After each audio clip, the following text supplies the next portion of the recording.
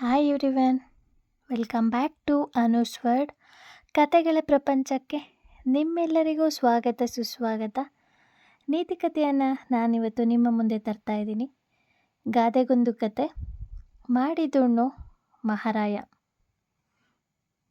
ಹೊಸದಾಗಿ ಯಾರೆಲ್ಲ ನನ್ನ ಚಾನಲನ್ನು ನೋಡ್ತಾ ಇದ್ದಾರೆ, ಸಬ್ಸ್ಕ್ರೈಬ್ ಮಾಡಿಲ್ಲ ಅಂದರೆ ಸಬ್ಸ್ಕ್ರೈಬ್ ಮಾಡ್ಕೊಂಡು ನೋಡಿ. ಪಕ್ಕದಲ್ಲಿರೋವಂಥ ಬೆಲ್ಲೈಕನ್ ಕ್ಲಿಕ್ ಮಾಡಿ, ಆಲ್ ಬಟನ್ ಮರೀದೆ ಸೆಲೆಕ್ಟ್ ಮಾಡಿ. ನಾನು ಯಾವುದೇ ಹೊಸ ವಿಡಿಯೋ ಹಾಕಿದ್ರೂ ಕೂಡ ನಿಮಗೆ ನೋಟಿಫಿಕೇಷನ್ ಬರುತ್ತೆ. ಬನ್ನಿ ಕತೆನ ಶುರು ಮಾಡೋಣ.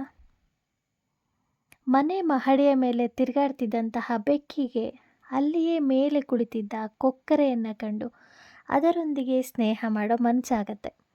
ಕೊಕ್ಕರೆಯ ಬಳಿ ತೆರಳಿ ಅದು ತನ್ನ ಮನದಿಚ್ಛೆಯನ್ನು ಹೇಳ್ಕೊಳ್ಳುತ್ತೆ. ಕೊಕ್ಕರೆಯು ಮನಃಪೂರ್ವಕವಾಗಿ ಸಮ್ಮತಿಯನ್ನು ನೀಡುತ್ತೆ. ಪ್ರತಿದಿನವೂ ಸಾಯಂಕಾಲದ ಸಮಯದಲ್ಲಿ ಅವೆರಡೂ ಕೂಡ ಮನೆಯ ಮೇಲೆ ಸೇರಿ ಉಭಯ ಕುಶಲೋಪರಿ ಚರ್ಚಿಸ್ತಾ ಇರುತ್ತೆ. ಅವರಿಬ್ಬರ ಸ್ನೇಹ ತುಂಬಾ ಗಾಢವಾಗಿರುತ್ತೆ. ಕೊಕ್ಕರೆ 10 ಕಡೆ ಸುತ್ತಾಡುತ್ತಿದ್ದರಿಂದ ಅದರ ಜ್ಞಾನ ಮತ್ತು ತಿಳುವಳಿಕೆ ಸ್ವಲ್ಪ ಹೆಚ್ಚಿರುತ್ತೆ. ಆದರೆ ಹುಟ್ಟಿದಾಗಿನಿಂದ ಒಂದೇ ಮನೆಯಲ್ಲಿದ್ದ ಬೆಕ್ಕಿಗೆ ಕೊಕ್ಕರೆಗಿಂತ ತಿಳುವಳಿಕೆ ಸ್ವಲ್ಪ ಕಡಿಮೆ ಇರುತ್ತೆ. ಅದರ ಬಗ್ಗೆ ಬೆಕ್ಕಿಗೆ ಸ್ವಲ್ಪ ಅಸಮಾಧಾನ ಕೂಡ ಇರುತ್ತೆ. ಹೇಗಾದರೂ ಮಾಡಿ ಕೊಕ್ಕರೆಯ ಕಾಲನ್ನು ಎಳಿಬೇಕು ಅಂತ ಅದು ಸಮಯಕ್ಕಾಗಿ ಹೊಂಚನ್ನು ಹಾಕಿ ಕಾಯ್ತಾ ಇರುತ್ತೆ. ಒಮ್ಮೆ ಬೆಕ್ಕಿನ ಯಜಮಾನ ತನ್ನೆಲ್ಲ ಕುಟುಂಬಸ್ಥರನ್ನು ಕರ್ಕೊಂಡು ಯಾವುದೋ ಒಂದು ಊರಿಗೆ ತೆರಳುವ ಸೂಚನೆಯನ್ನು ಅರಿತಂತಹ ಬೆಕ್ಕು ಅಂದು ಸಾಯಂಕಾಲ ಕೊಕ್ಕರೆಯನ್ನು ತನ್ನ ಮನೆಯ ಉಪಹಾರಕ್ಕೆ ಬರಲು ಕೇಳಿಕೊಳ್ಳುತ್ತೆ. ಬೆಕ್ಕಿನ ಮನವಿಯಿಂದ ಸಂತಸಗೊಂಡಂತಹ ಕೊಕ್ಕರೆ ತನ್ನ ಕುಟುಂಬ ಸಮೇತ ಬೆಕ್ಕಿನ ಮನೆಗೆ ಆಗಮನವನ್ನು ನೀಡುತ್ತೆ. ಕೊಕ್ಕರೆಯು ಕುಟುಂಬದೊಡನೆ ಸ್ವಲ್ಪ ಹೊತ್ತು ಬೆಕ್ಕು ಮಾತಾಡಿಕೊಂಡು ಕೂತಿರುತ್ತೆ. ಈ ರೀತಿ ಮಾಡಿದ ಬೆಕ್ಕು ನಂತರ ಎಲ್ಲರಿಗೂ ಒಂದೊಂದೇ ತಟ್ಟೆಯಲ್ಲಿ ಮೀನಿನ ಸೂಪನ್ನು ಹಾಕಿ ತಿನ್ನೋದಕ್ಕೆ ಕೊಡುತ್ತೆ. ತಮ್ಮ ಉದ್ದನೆಯ ಕೊಕ್ಕಿನಲ್ಲಿ ತಟ್ಟೆಯಲ್ಲಿದ್ದ ಸೂಪನ್ನು ಸವಿಯಲು ಕೊಕ್ಕರೆಗಳು ಹರಸಾಹಸ ಪಡುತ್ತಿದ್ದರೆ ಬೆಕ್ಕು ಮಾತ್ರ ಅದನ್ನೆಲ್ಲ ನೋಡಿ ಖುಷಿ ಪಡ್ತಾ ತಾನು ಮಾತ್ರ ಹೊಟ್ಟೆ ತುಂಬ ಸೂಪನ್ನು ನೆಕ್ತಾ ಇರುತ್ತೆ.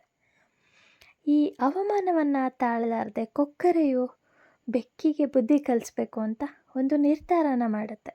ಮರುದಿನವೇ ಬೆಕ್ಕನ್ನು ತನ್ನ ಮನೆಗೆ ಊಟಕ್ಕೆ ಆಹ್ವಾನ ನೀಡುತ್ತೆ. ಬೆಕ್ಕು ಸಹ ಒಪ್ಪಿ ಮರುದಿನವೇ ಕೊಕ್ಕರೆಯ ಮನೆಗೆ ಆಗಮಿಸಿ ಕುಟುಂಬದವರೊಡನೆ ಉಭಯ ಕುಶಲೋಪರಿಯನ್ನು ವಿಚಾರಿಸ್ತಿದ್ದಾಗಲೇ ಕೊಕ್ಕರೆಯು ದೊಡ್ಡ ಹೂಜಿಯಲ್ಲಿ ರಕ್ತಾರಸವನ್ನು ಹಾಕಿ ತಂದು ಬೆಕ್ಕಿನ ಮುಂದಿರಿಸಿ ತಿನ್ನೋದಕ್ಕೆ ಹೇಳುತ್ತೆ. ಕೊಕ್ಕರೆಗಳೆಲ್ಲವೂ ಕೂಡ ತಮ್ಮ ಉದ್ದನೆಯ ಕೊಕ್ಕಿನಿಂದ ಹೂಜಿಯಲ್ಲಿ ಇದ್ದಂತಹ ಊಟವನ್ನು ಸೇವಿಸ್ತಾ ಇರ್ತಾರೆ. ಆದರೆ ಬೆಕ್ಕು ಊಟನ ತಿನ್ನೋಕ್ಕಾಗಲ್ಲ. ಆಗ ಅದು ಹಸಿವಿನಿಂದ ಅಲ್ಲಿಂದ ಓಡಿ ಬರುತ್ತೆ. ಇದರ ನೀತಿ ಏನಪ್ಪ ಅಂದರೆ, ನಾವು ಮತ್ತೊಬ್ಬರಿಗೆ ಅವಮಾನವನ್ನು ಮಾಡಲು ಹೋದರೆ ಅದು ನಮಗೆ ತಿರುಗಿ ಬಾಣ ಆಗುತ್ತೆ. ನಿಜ ಅಲ್ವಾ ಸ್ನೇಹಿತರೆ? ಈ ಕತೆ ನಿಮಗೆ ಇಷ್ಟ ಆಗಿದ್ರೆ ಹೇಗಿತ್ತು ಅಂತ ಕಮೆಂಟಲ್ಲಿ ತಿಳಿಸಿ. ಮತ್ತೊಂದು ಹೊಸ ಕಥೆಯೊಂದಿಗೆ ಮುಂದಿನ ವಿಡಿಯೋದಲ್ಲಿ ನಾವು ಭೇಟಿಯಾಗೋಣ. ನನ್ನ ಈ ಅನುಸ್ ವರ್ಡ್ ಚಾನಲ್ ನಿಮಗೆ ಇಷ್ಟ ಆಗಿದ್ದಲ್ಲಿ ಫ್ಯಾಮಿಲಿ, ಫ್ರೆಂಡ್ಸ್, ರಿಲೇಟಿವ್ಗೆ ಸಜೆಸ್ಟ್ ಮಾಡಿ ಅಂತ ಕೇಳ್ಕೊಳ್ತಿದ್ದೀನಿ. ಮತ್ತೊಂದು ವಿಡಿಯೋದೊಂದಿಗೆ ಮತ್ತೆ ಭೇಟಿಯಾಗೋಣ. ಧನ್ಯವಾದಗಳು.